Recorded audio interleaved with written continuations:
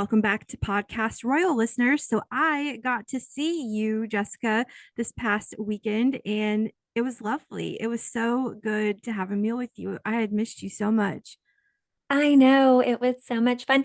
And you know what? I liked that we switched it up. We used to always do dinner, but this time we got to do a weekday lunch, and that was kind of Yeah, we never do that. So that was like, I think that might be one of like, if that might be the first time we've ever done a weekday lunch. no, remember we were on that mission for like several years ago to try different restaurants, and we did a Did we? few lunches. I specifically remember going to, listeners may not get this, but there's a French restaurant called Chez Fun Fun, and Yes, we we did go to Chez had Fon lunch Fon there for lunch. Yes, we out did. on their patio. Yes, we did. Okay, I stand corrected. And then we went back to Chez Fon Fon like years later, either during COVID or like right after COVID. And It anyway, is my favorite I digress. restaurant I in love Chez Birmingham. Fon Fon. And I always come to recording so hungry. And yet again, I'm starving. And Chez Fon Fon's fries, their steak frites. Oh my gosh.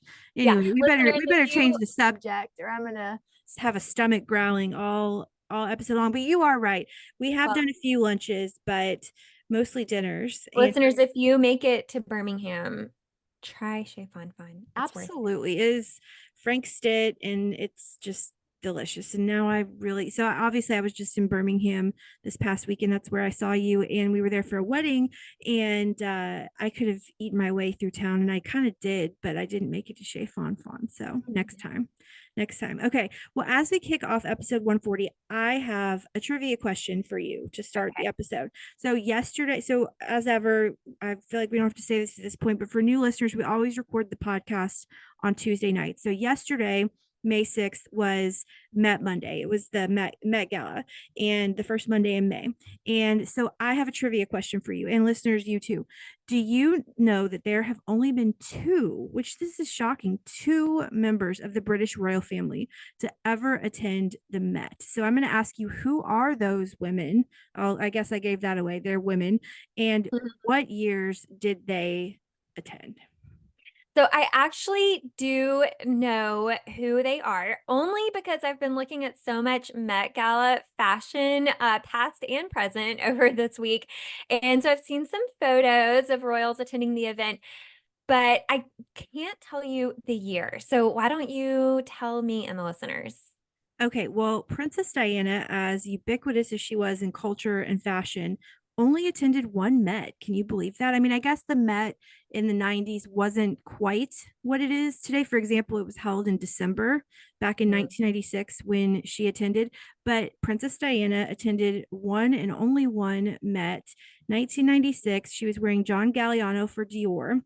And then the second was Princess Beatrice in 2018. So much more recently, 22 years later, in Alberta Ferretti. So Charlotte Khazraya of Monaco, who is Princess Grace's granddaughter, and then Queen Rania of Jordan have also attended. And Kate and Meghan, by the way. So I think people might think, okay, well, maybe it's Kate and Meghan, but they have never attended. And I wonder, kind of wonder if Meghan might have attended this year. Who knows? But everything always happens on May 6th, which is Archie's birthday. So yesterday was Archie's birthday. So last year was the coronation. This year it was the Met. So they weren't there. But Kate and Meghan, not William and Kate and Harry and Meghan, but Kate and Meghan without their husbands, are Anna Wintour's dream Met guests together. I don't think that dream's going to come true for Anna Wintour, but if it does, I would love to see it. So Sure. I loved. I actually worked I did not in person, obviously, but I worked coverage of the Met last night, and I know we're going to talk about some of our favorite dresses, but yeah, Met Monday is pretty exciting. First Monday in May. Yeah, I really loved the theme for this year. So it was Sleeping Beauty's reawakening fashion, and it had a dress code that was described as the Garden of Time, Mhm. which I thought was really, really fun and whimsical. And so, like you mentioned, let's chat about our best dress. I want to hear yours. Yes, oblige us, listeners. So that's a tough question because there were so many unique fashions last night, but I loved Nicole Kidman and Balenciaga, just such a classic beauty. I loved, actually, I caught her on the red carpet explaining like why she chose the dress, and she gets fashion. She's a fashion person. Gigi Hadid in Tom Brown, the dress is fine, but it was Gigi's hair and just her whole aesthetic. I don't know if you saw that. It was the blonde bob, like very old Hollywood glamour. She looked amazing. And then same kind of thing. I liked Amanda Seyfried's Prada dress well enough, but her look, like the whole, like the thing about the Met is like that differs from like a Oscars red carpet or whatever. It's a costume gala, Yeah. right? And so they're like they take risks that they wouldn't take at the Oscars or the Emmys or whatever. And I think Amanda dyed her hair silver or gray or something like that, and had like Yeah. a head. It was just beautiful. And then okay, Jennifer Lopez co-chaired the event with Zendaya, Bad Bunny, and Chris Hemsworth, and of course Anna Wintour. And look, she wore shop. I can't ever say this Schiaparelli, and I told my boyfriend last night, I said, if I had, and this might be inappropriate, so I'm sorry, but if I had Jennifer Lopez's bottom, I would wear my bottom out every day of my life, which is what she did. And She wasn't the only one showing off a lot of no, no, skin. no, no, no, no. No, there was a lot of skin on the carpet last night, but there's so many more I could have chosen. I would like to hear your picks though.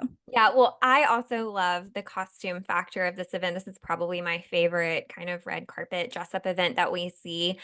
To me, my best dress was Elle Fanning in Balmain. Yeah, Did you she was see that? Oh beautiful. my gosh, I loved that. To me, it was truly a piece of art. I also agree Jennifer Lopez looked beautiful. I loved Mindy Collins' look, very stunning. And I don't know if you saw Pamela Anderson. I She did, was yeah. in Oscar de la Renta, and I thought she looked very pretty as well. I love that look. Yeah, and she actually had some makeup on because you know she's been doing this makeup free thing forever, and she wore some makeup, and she always looks beautiful. And so, yeah, I mean, there were endless looks to choose from, but it's so much fun. I look forward to it every year. So, okay, we digress, but shall we get into what the listeners came for? And that Yeah. is the Royal Rundown. So, okay, well, so we dropped our last episode on May 1st. The next day, May 2nd, was Princess Charlotte's ninth birthday. So we got a birthday photo. Love that the tradition continues. We also have a brief update from her father, Prince William, about Kate and about just kind of everything. So let's get into it. So the Prince and Princess of Wales, as expected, released a photo for Charlotte's ninth birthday last Thursday. They were very simple with their captions, as they have been. They captioned it, "Happy ninth birthday, Princess Charlotte. Thank you for all of the kind messages today." Photo credit, as ever, was given to her mother, the Princess of Wales. So in the photo, listeners, I'm sure you've seen this. Jessica, I know you have. Charlotte is smiling at the camera. She's leaning on kind of a flowery hedge, if you will. And we'll talk about that in a second. But she's wearing a maroon cardigan and a denim skirt. So, really sweetly, this photo contained actually kind of a hidden secret tribute to the late Queen Elizabeth, her great grandmother. So, the flowers that Charlotte is standing next to are actually called Clematis Elizabeth, which is one of the first plants named after her late majesty. So, right, and then I want to get your opinion on that because I thought that was so sweet how they do these nods to Diana, to her late majesty, and I thought that was sweet. I agree. I think that makes part of getting these pictures so much fun to see little surprises like that. I know, and I love the people who find like these things. I can't say that I figured that one out on my own, but so right around her birthday, her dad William was out at an engagement. He's fully back to work, and he was asked how his family was doing, and he replied, "We're all doing well, thank you." And then the person pressed and asked, and obviously Catherine, and he reiterated, "We're all doing well." So I hope he means that. I mean, I hope that's not just a party line, but it's good to hear those encouraging, and I know we have another encouraging health update later in the episode, but it's good to hear these encouraging health updates, as you know we've got three royals that are battling cancer. So thoughts on that? Yeah, I mean, I agree. Of course, I hope they're all doing well, but I also feel like he is allowed to have a really vague response like that or kind of a general answer. I feel like it's a little bit rude to ask Mhm. directly how, something so personal like that at a public engagement. Yeah, I think it's totally cool to send, like, give your well wishes, but Yes. it's obvious what that person was going for. And I honestly don't know if it was a journalist or if it was just a well wisher. But regardless, obviously they were massively fishing for information, and at some point it's just not our business, you know? Right. And it's not nice to put someone on the spot like that. with all the cameras around Mhm, and mhm. everybody watching. So yeah, Well, while we're on birthdays, did you see the cute Instagram message that Princess Eugenie posted for Jack's birthday? I did. They're such a sweet couple. They are. Yeah. So he turned 38 last week, and which I kind of forgotten for a second that he was that much older than her. I mean, it's not like a ton, but I was I'll be thinking he was. 38 in September, so let's not call that Well, much older, but but she's in she is her what younger. early 30s. So Yeah. I just forgot that they had that age difference. But we got a photo of the two of them. So she shared a few. I don't think we had seen all of these before. First, there was the two of them at the Anti-Slavery Collective Gala. And then there was one of Jack on the beach with their son I August. He loved has that some one. kind of like seaweed or something on his head. I like And that one. then she also shared another photo of them together. They kind of have an arm around each other. You can see the sun setting in the background behind them. And then we got a fun little video. So Jack was walking alongside August on a sidewalk, and August was riding a scooter in a Spider-Man costume. And so that was really fun to see. And she does a great job of sharing kind of those behind the scene pictures that we wouldn't normally get to see. So Yeah, I she's appreciate that. Yeah, she's really good on Instagram. Beatrice is still not on Instagram, at least not publicly. Edo is, but I just appreciate that Eugenie is one of the few royals that isn't like behind the royal family account or the prince and princess, Mhm. like it's her. So I love that. And happy birthday, Jack. It really is the season of birthdays and anniversaries and all the celebrations. Yeah. So we're going to take it way, way, way back in time to May of 1979, to be specific. I thought this story was really interesting when I came across it this week. So, what is believed to be Princess Diana's first job application or work contract for the nanny agency Solve Your Problem Limited, which I would like to like employ Solve Your Problem Limited. I have a few problems that I'd Mhm. like for them to solve, but anyway, back in May 1979, the work contract sold at auction for $10,500. Do you think that's too much? Like, do you think that that's I mean, it is in her handwriting. So, is that a staggering amount to you? Yeah, I mean, I feel like some of her stuff goes for really high, but when you think about what some of her clothing items have sold for, True. a paper like that, that does seem like a pretty high price for that It's item. literally a piece of paper, but Yeah. it is written in her handwriting. So the application, as I said, is handwritten. It actually includes a lie about her age. So Diana was 17 at the time. She put her date of birth as July 1st, 1960, when her actual date of birth was July 1st, 1961. So it can be assumed that she did this to make herself appear to be over 18 years old. And the fib was apparently caught at some point as nearly 18. It was written in blue ink next to her stated date of birth. So somebody caught the lie.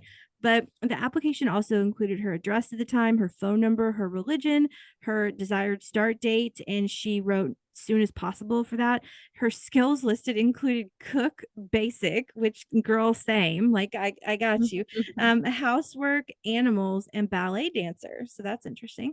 And she obviously made an impression in the interview, as what appears to be a note from an application reviewer reads at the lower part of the form, lovely girl, sent anywhere. And of course, we know that Aw. I don't know if she got like if she was employed with that specific nanny agency, but we do know that she was a nanny and a nursery school teacher before she got married 2 years later in July of 1981. So that's pretty cool. I mean, I wonder like where that's been for all of these years, right? Because it's been I wonder who unearthed that, and somebody's sitting on $10,500 for finding it. So I thought that was Yeah, a cool story.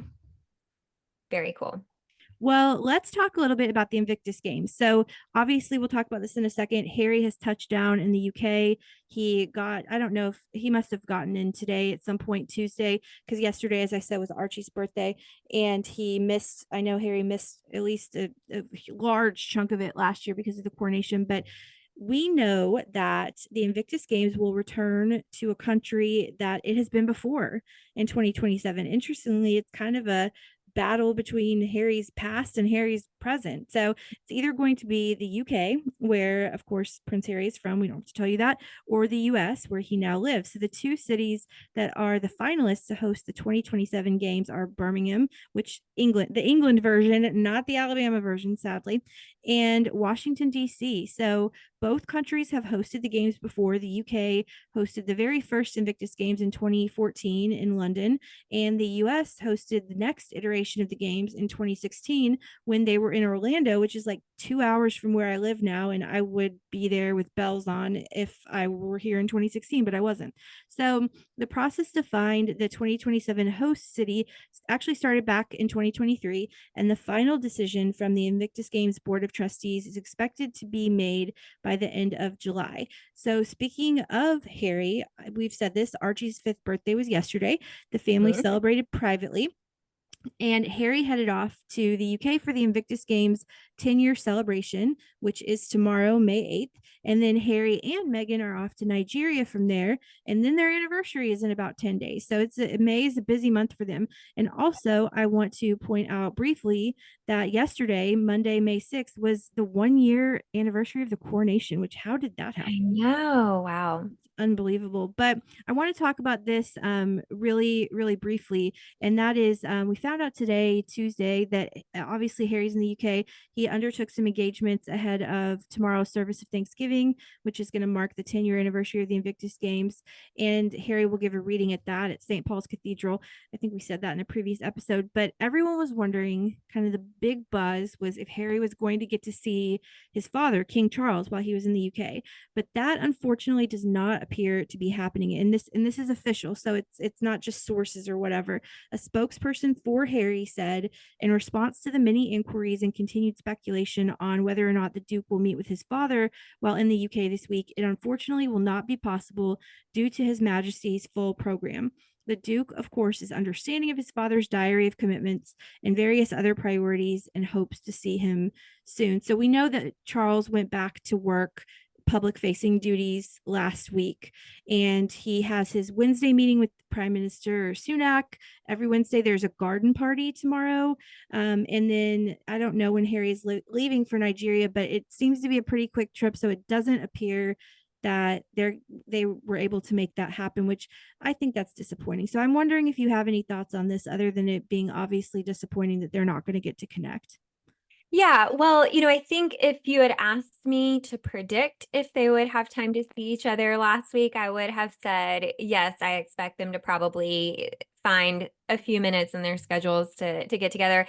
But I don't know if I'm actually all that surprised. Like you said, it's kind of a brief stopover in the UK, and the king does have a full schedule, and we are thankfully starting to see him at a lot more of these public events. And we'll talk about another one a little bit later on in the episode. Mm-hmm. So I guess, it is challenging when you've got two people with very full schedules and they're kind of crossing paths. It just makes it, there's a lot of challenges there. So I don't think I'm actually super surprised. I think I would be surprised if he was there, in London for an extended period of time, or specifically doing something with the royal family. Obviously, that would be a lot more surprising. I hope that we'll know more, I guess, at our next episode, but I hope that somebody from the family, whether it's Eugenie or Beatrice is in New York City, so I don't know if she'll even be in the country, but I hope somebody, because the Invictus Games 10-year anniversary is a big deal. That's monumental. And I hope that, Meghan's not with Harry, and so I hope, at least not in the UK, and so I hope somebody from like Peter Phillips, come on, or Mike Tyndall, somebody come out. I don't know, but it's times like these when you remember that this is a business. This is the crown comes first, and so I'm disappointed for Harry. They only saw each other briefly back in February. I think it was like 30 minutes, but I don't know. I wish things were different, but anyway, so that's that. So hopefully we'll have good news next episode about how Eugenie or Jack or somebody, Edo, went to this St. Paul's Cathedral thing on May 8th, but we'll see what happens. Well, like you said, we've got a lot of busy schedules and we are in this season of big events. So we've got a lot to look forward to. We've already gotten started with Harry's Invictus game. And then we had the Windsor Royal Horse Show happen this past weekend. Did you see that? I actually did. We were super tied up with this wedding that we were at, and I missed it. But I know that Louise was there, right? If I'm not mistaken. Yeah, so Lady Louise was there. She was actually volunteering at the event. And of course, her parents, Edward and Sophie, were there, as well as her younger brother, James. So we know how much Lady Louise loves horses and carriage driving. And I thought it was really fitting to see her there working at this event. It was fun to get some pictures out of that. So we saw several images of her online in her volunteer attire. She had on this navy zip up vest with the event logo. It said Royal Windsor Horse Show on the chest, and she had it paired with a matching navy fedora hat and some really cute brown glasses. And then, I think she was riding like an electrical bike kind of around the event space and had her volunteer tag on. The Royal Windsor Horse Show is an annual event. It's actually been going on since 1943. Mm. And surprise, surprise, I said I was going to mention this, but in addition to the Edinburghs, King Charles was able to attend this event. So we Oh, is saw this some when they photos of him. hugged? Is this when they hugged? Yeah, so we Okay, saw I him did see that. greeting Mhm. Zara Tindall. She was there, and the king was able to watch from the royal box. So really, really good news That to is see him at that awesome. event. A happy little weekend bit of news to report. And then we also had, like you said, Princess Beatrice. She was attending a few events of her own over the weekend. So first we had a little surprise when we learned that she was in the US of A, and she was specifically in your state. She was in Florida Yep. at the F1 Miami Grand Prix. And then, like you said, we saw her again at New York City, and she was at the top of the Empire State Building. She posed for a photo up there, and she was actually there for an event with the Outward Bound Trust. It's an educational charity that conducts these like challenging adventure courses. I think they're kind of designed to build confidence in young people. And so they do a lot of different challenges. They had actually organized a rappel off of the Empire State Building on May 6th. And as part of that event, she was there supporting, and she did an interview on ITV's This Morning talk show. I know you got some news from that, Rachel. I don't know if our listeners saw this, but while she was on this show, they actually asked her about her mother, Fergie, in light of her health concerns over the past year, and we got some good news. So Beatrice said that her mom is doing really well and she is thriving. She said, and I'm going to quote her. She said, "She's had a bumpy health scare last year, but all clear now." And then she made a few other comments about her mom, and she went on to say, "Both my sister and I are so proud of her for taking those steps to get those checks, and it really modeled our health considerations on that." So, as a quick reminder for listeners, last year Fergie dealt with both breast cancer and a skin cancer diagnosis. And she, along with King Charles and the Princess of Wales, of course, have been in our prayers. So, really happy to get that positive update on her health and to hear that she is doing well and she's all clear. I Yeah. think it's also really fun to see Beatrice in the US and, taking some photos, especially in New York. What a fun place to go visit. Mm-hmm. I was just going to say that Beatrice lived in New York for a number of years. Like when she went to the Mhm. Met back in 2018, she was living there at the time. And which is funny, I guess, because the Met obviously was last night and she was there, but she didn't go. Or at least she didn't walk through it. She didn't go. But it's so good to hear this update about Fergie. I mean, that's like what you want to hear. I want to hear the same thing for everybody, for the King, the Princess of Wales, and the Duchess of York. So this is great news to have again been diagnosed with breast cancer last year, beat it, and then at the top of this year, like within the first couple of weeks of the year, be diagnosed with malignant melanoma. It just seems incredibly unfair, but I'm so happy that the news is good. In light of all this good news, do you think that maybe she will bring back her podcast for a second season this summer? I know you and I both loved listening to I that. loved that show. I mean, I hope so. Obviously, her health comes first, right? But it sounds like she's got the all clear. So yes, please bring back Tea Talks. Like that was seriously one of my favorite podcasts of maybe ever. It was just so much fun. So yeah, bring it all back. But I mean, she needs to take care of herself first, but I would love to see that. I would too. Well, Rachel, I think that's all we've got in the Royal Rundown for this week. I like it. I like the good news and some disappointing news in there, but that's a good size, that's a manageable size royal rundown. So I know we've got everybody's traveling around royals around the world. So I know that we've got a lot of travel happening that you're going to tell us about. Yeah, we've got a lot to talk about in royals around the world. Lots of stuff going on. I mean, this really is the start of a full season for all of our royals. So, the first update, a little bit on Japan. Last week, we did share the news that King Charles and Queen Camilla plan to host the Emperor and Empress of Japan in the UK this June. So, that's coming up pretty quickly. Yeah. And then, shortly after we got that news, a portrait of the Emperor and Empress was released on their social media in honor of the emperor celebrating 5 years in his current role as monarch. And I thought this was kind of interesting. So he became monarch in 2019. And then we had the COVID pandemic, which really limited their ability to travel internationally. So their first overseas trip in their role as emperor and empress was not until 2022. And it was actually to the UK to attend the late Queen Elizabeth's funeral. Mm. So now, they are headed back to the UK again 1 year after King Charles' coronation. So I thought that was kind of interesting. Yeah, they're the Japanese imperial family is so not well, they are private, but they're just not as public facing. They're on Instagram now. We reported about that a Mhm. couple weeks ago. So I would like to know more about this royal family, and we will continue obviously to report on them. Definitely. Okay, so we also had a few state visits going on this week that I wanted to share. So our Swedish royals, I mean, they are super busy Everywhere. right now. Yeah, so on Monday, just after they finished hosting Finland last week, they welcomed King Frederik and Queen Mary of Denmark for a state visit. Of course, this is the Danish king and queen's first visit to Sweden following Frederik's accession to the throne.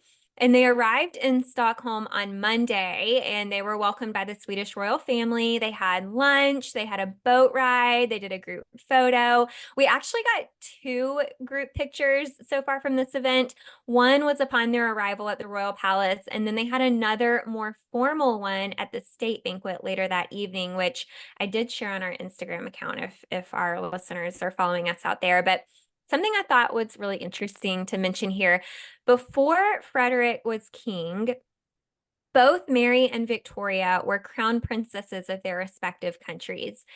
Now that Mary is queen, we actually got to see Crown Princess Victoria curtsy to Mary for the first time. And so it was a show of respect to Mary. And I have to imagine being in those roles, it's got to be so tough to remember these changes and to have to go from not curtsying to someone to having to remember to do that for the first time.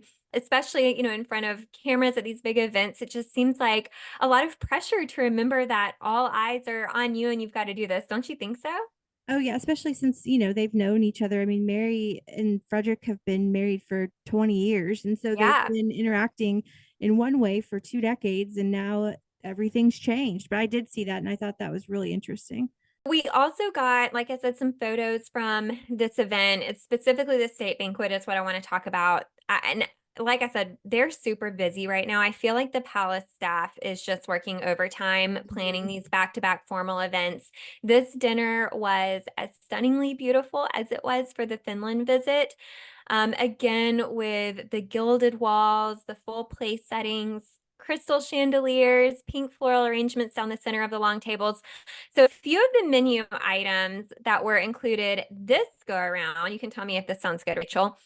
Dill boiled sea lobster with horseradish, Yeah. minced calf with dragon herb, sherry, primers, and curl tops a la creme, and sea tower with pistachio croquant, herbal sorbet, and brown butter. That sounds amazing. I Yeah, it like does. boom, boom, boom. I have to tell you, I'm sure that what is it, fresh rot is delicious, but everything you just said sounds far more appealing to me than the other. Yeah, it sounds good. It looked good too. I saw some of the photos online. But okay, so let's chat about fashion from this event. Queen Mary was in this champagne colored full skirt, and she had it paired with a top that was sort of like a sheer looking top, and it had this maroon colored like sequin embellishments all over. And what I thought was interesting was both the top and the skirt are from past seasons, from 2017 and 2018. And then she paired her outfit with a really gorgeous ruby and diamond parure tiara. That's hard to say. And it tied in perfectly with the colors on her dress. So, I mean, I will say, I don't know if it was like my most favorite outfit that I've ever seen her in, but it was very pretty. It's interesting, and the color is different but gorgeous. I like actually how those colors pair. Yeah, yeah, me too. So then we saw Queen Silvia. She was in an emerald gown, and I'm thinking emerald must be one of her preferred colors because we saw her in that not too long ago at an Uh-huh. event. Uh-huh. So the top portion of this dress was like a fitted long sleeve lace style top, and she was in a sapphire and diamond tiara called the Leuchtenberg Sapphire Parure. And I am happy to report I did not notice any redness in Queen Sylvia's eye That's this the first thing I time. looked at. That was the first thing I looked at, and I don't notice it either. So that's Yeah, unless fine. I missed it, I think it's cleared up. So we're all good there. Thank God, because that was looking a little rough for a minute, but thank God she's better.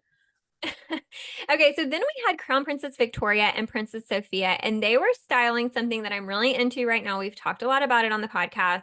Both ladies were in that gorgeous, trending ice blue color for their dresses. So Victoria's was a little more fitted. It was covered in sparkles. It had kind of a wider neckline that kind of slightly draped. And to me, it was really giving slight Greek goddess vibes, I felt like. Yep. She was in the Connaught diamond tiara. And then lastly, Sophia's dress had a much fuller skirt than Victoria's. It had also had a very high neckline, more kind of like a turtleneck. And then she had 3/4 length sleeves with these monochromatic floral embellishments kind of all throughout the top. And of course, she was in her favorite wedding tiara with the blue topaz Mm-hmm. toppers. Mm-hmm. Okay, so I put some photos in our notes here, Rachel. I want to know which one is your favorite dress and which one is your favorite tiara. Okay, just give me like 1 second to finish staring at Carl Phillips. So just let me God, my God, he's in uniform. Okay, I'm seriously. delaying the listener over here. Ooh, okay. So this does not happen very often, especially when we have four different looks. But I think for the first time in a long time that all four of these women knocked it out of the park. I mean, they look Yeah, beautiful. I I have agree. some that I prefer more than others, but I truly think that these looks are unique. They're interesting. Um, I will tell you my favorite in a second, but I don't think that there is a miss here, and that is not always the case. I think that Mary and Sylvia's are incredibly interesting, and I really do like this color combination that I kind of wasn't expecting from Mary, but Victoria and Sophia are stunning. Like those colors are incredible. And I mean, everybody just looks so beautiful. So, okay, it's gonna be like top to bottom Sophia for me today. Okay. She, I love that tiara. It's probably my favorite tiara from royals around the world. And this dress is just so unique and interesting and unexpected. And the ice blue color is just gorgeous. And she just looks absolutely radiant. I'm looking at this like, do you see that piece like at the top, like applique or whatever it is? Mhm. I don't Yeah, that's really, that floral yeah, piece. that floral piece. I could do without that, but I mean, just wow, like she takes my breath away. And Victoria looks great too. So it would be a toss up between those two, but I'm gonna go with Sophia. What about you? Yeah, I agree. I think on the dress, I love Sophia's dress. I think it's beautiful. If I'm picking a tiara, it's hard to tell in these photos, but if you zoom into Mary's tiara, Mm-hmm. that is stunning. I mean, Yeah. hands down, my favorite tiara with the rubies and the diamonds. Just a really, really beautiful headpiece. So listeners, Yeah. if you, I'll try to share these on our Instagram, but if you happen to see them online, check out Queen Mary's tiara. I love the necklines on both Sophia and Victoria because they're very different necklines. Mhm. Like Victoria's is like a scoop neck. It probably would have been overdone if she would have done a big necklace or something like that. But her neck does look a little bare. But Sophia's neckline is like the exact opposite, as you said. It's a turtleneck. But wow, these are some great, unique, not out of the box. Like they're just very out of the box and different, but gorgeous looks. I'm Mhm. wowed over here. Okay, so one more item worth mentioning in Royals Around the World this week. We did have another tiara moment from Norway, and I feel like we're in this season where winter is officially over in some of these chillier countries, and they're coming out of hibernation. They're ready to They're play. So defrosting. yeah, now this event wasn't two royal families, but we did have a state visit. So the Norway royals, our Norwegian royals, I should say, welcomed the president of Moldova for a state visit this week. And this is actually the very first time a Moldovan president has visited Norway in an official capacity. Cool. So that's kind of a fun fact. And they had a formal welcoming ceremony where they sang both national anthems. And they said on their website that the purpose of this evening, of this event was to signify strengthening ties between both of these two countries. So they had a gala dinner following the day's events. Obviously, that was hosted by the king and queen. And then we had Crown Prince Haakon and Crown Princess Mette also in attendance there.